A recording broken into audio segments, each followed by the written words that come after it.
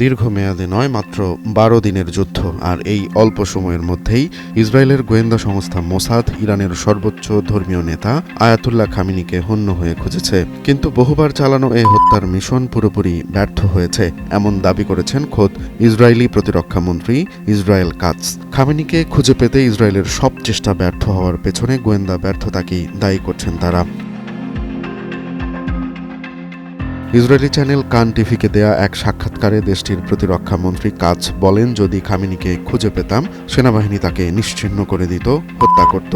তার এমন মন্তব্য নতুন করে সাড়া দিয়েছে মধ্যপ্রাচ্যের ভূ রাজনীতিকে। কাতার ভিত্তিক সংবাদ মাধ্যম আল জাজিরা বলছে, এসব পরিকল্পনা আগে থেকেই চলছিল। ইসরায়েলের গোয়েন্দা সংস্থা মোসাদ ও দেশটির সেনাবাহিনীর যৌথ পর্যবেক্ষণে ছিলেন খামেনি। তবে সাম্প্রতিক সময়ে দুই দেশের যুদ্ধ থেমেছে কাতারের মধ্যস্থতায়। ২৪ জুন যুক্তরাষ্ট্রের প্রেসিডেন্ট ট্রাম্পের হস্তক্ষেপে সবশেষ কার্যকর হয় যুদ্ধবিরতি, কিন্তু তাতে স্বস্তি নেই তেহরানে। খামেনির নিরাপত্তা নিশ্চিত করতে বিশেষ বাংকারে রাখা হয়েছে তাকে, কারণ ইরান বলছে ইসরায়েলকে একটুও বিশ্বাস করা যায় না। গত ১৩ জুন ইরানে ভয়াবহ হামলা চালায় ইসরায়েল। লক্ষ্য ছিল পারমাণবিক স্থাপনা ও বিভিন্ন সেনা দপ্তর। এই হামলায় মারা যান ইরানের বেশ কয়েকজন পরমাণু বিজ্ঞানী ও সামরিক কর্মকর্তা। নিহত হন অন্তত ৬ শতাধিক সাধারণ নাগরিকও। তবে প্রতিশোধে চুপ ছিল না ইরান। পাল্টা হামলায় ইসরায়েলের সামরিক ঘাঁটিগুলোতে ক্ষয়ক্ষতির খবর জানিয়েছে একাধিক আন্তর্জাতিক গণমাধ্যম।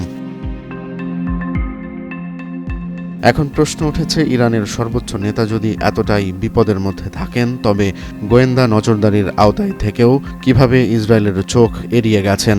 বিশেষজ্ঞরা বলছেন এটি ইরানি নিরাপত্তা ব্যবস্থার সাফল্য বটে। আবার অনেকে বলছেন হয়তো ইসরায়েল ইচ্ছাকৃতভাবে খামেনিকে হত্যা করেনি, বরং চাপ তৈরির জন্য এমন প্রচার চালাচ্ছে। অর্থাৎ বিষয়টিকে অনেকে কৌশলগত বলেও মন্তব্য করছেন। এদিকে খামেনিকে ঘিরে এই হত্যা চেষ্টা গুজব সামনে আসার পর মধ্যপ্রাচ্যে নতুন করে উত্তেজনা ছড়িয়েছে। লেবানন থেকে শুরু করে সিরিয়া, ইরানের মিত্ররা প্রস্তুতি নিচ্ছে সম্ভাব্য নতুন উত্তাপের জন্য। খামেনিকে নিয়ে ইসরায়েলি প্রতিরক্ষা মন্ত্রীর এই বিস্ফোরক স্বীকারোক্তি আন্তর্জাতিক রাজনীতির এক নতুন দিক উন্মোচন করেছে। যুদ্ধবিরতির পরও শান্তি নয়, বরং আশঙ্কা আর প্রতিশোধের গন্ধ ছড়িয়ে পড়েছে পুরো মধ্যপ্রাচ্যের বিভিন্ন অঞ্চল জুড়ে। খামেনি সত্যিই নিরাপদ, নাকি পরবর্তী হামলার মঞ্চ প্রস্তুত হচ্ছে গোপনে?